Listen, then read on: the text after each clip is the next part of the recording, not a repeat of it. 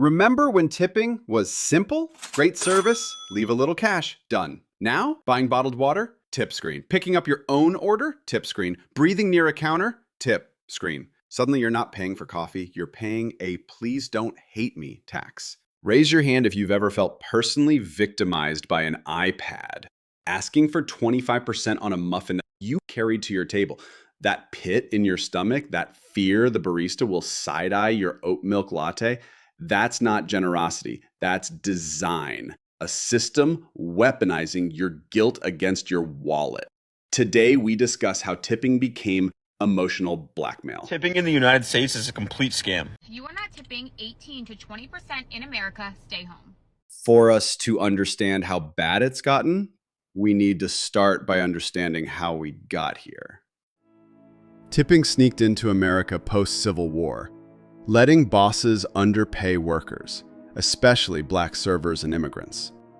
By 1900, it was normal, but always controversial. Even anti-tipping laws existed.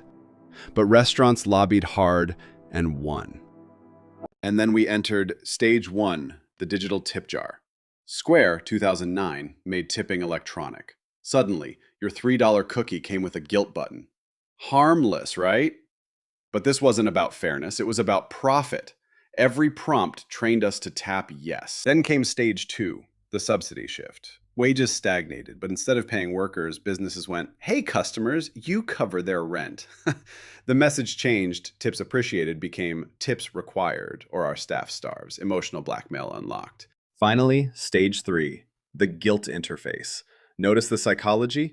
Big juicy buttons for 25%. No tip? Tiny, gray, shameful. Sometimes buried in menus, it's not a choice, it's an ambush, and you're the target. So, to recap, bosses used to pay workers.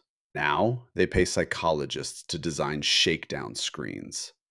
American Bowl progress. The psychology is brutal. They know most people won't say no when they feel watched, so they weaponize visibility. Your generosity, it's now a performance. Tipping culture makes no sense. How are you more mad at me for not tipping you well than mad at the company for underpaying you? Nigga pays you in handshakes and goodbyes. Now I get it.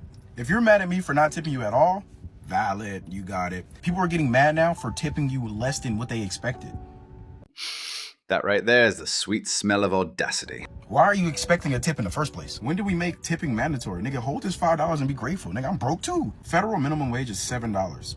We're counseling people for tipping $10. Bitch, I'm 30% over. Be happy. Because if you can't afford to tip, don't eat out. Damn, you succubus! It's getting crazy out here. If this is not emotional blackmail, what is it? You're saying because I can't supplement an entire adult's income, I can enjoy a triple dipper from Applebee's? Is that not crazy? Also, why are we signing these maximum work, minimum wage contracts? Willingly.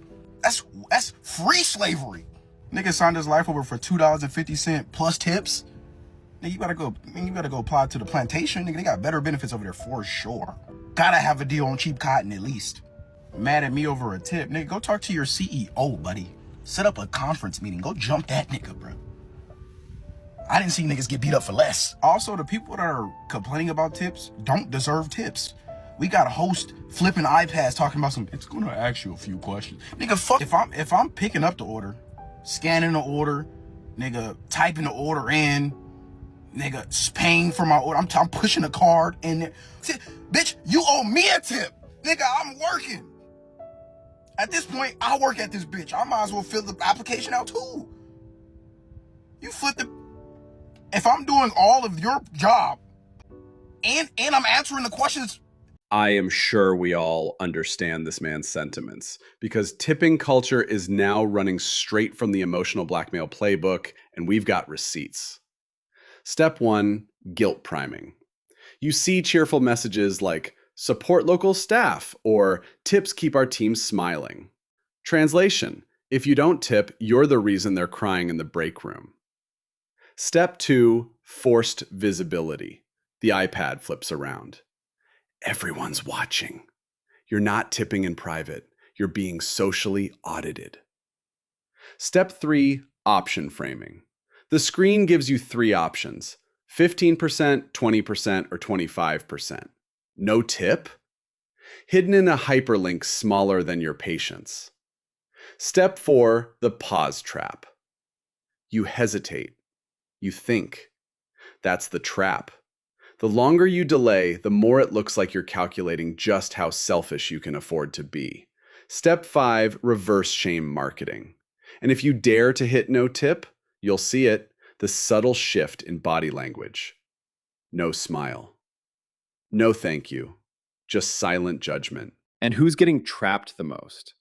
The same people already drowning in inflation, student loans, and $8 oat milk lattes they didn't even want. Millennials and Gen Z. These generations are already tip fatigued. They know they're being manipulated, but saying no feels evil because emotional blackmail doesn't care about your bank account. It cares about your conscience. And big corporations, they're loving this. They've managed to outsource payroll to your guilt. Instead of paying employees fairly, they just let you feel bad enough to do it for them. Let's be real. Tipping should be a bonus, not a bandage on a broken system.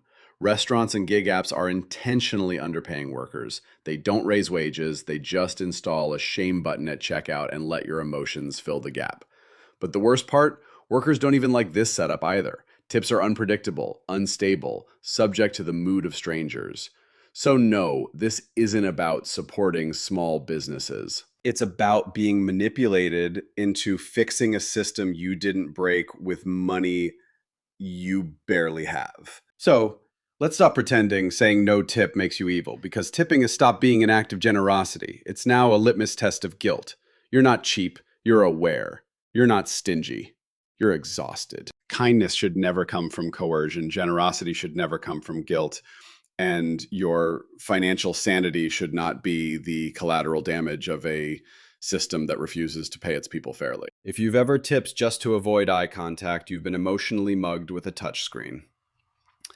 Like this video if you're broke, subscribe if you're tired, and share it with that friend who thinks 20% is the bare minimum.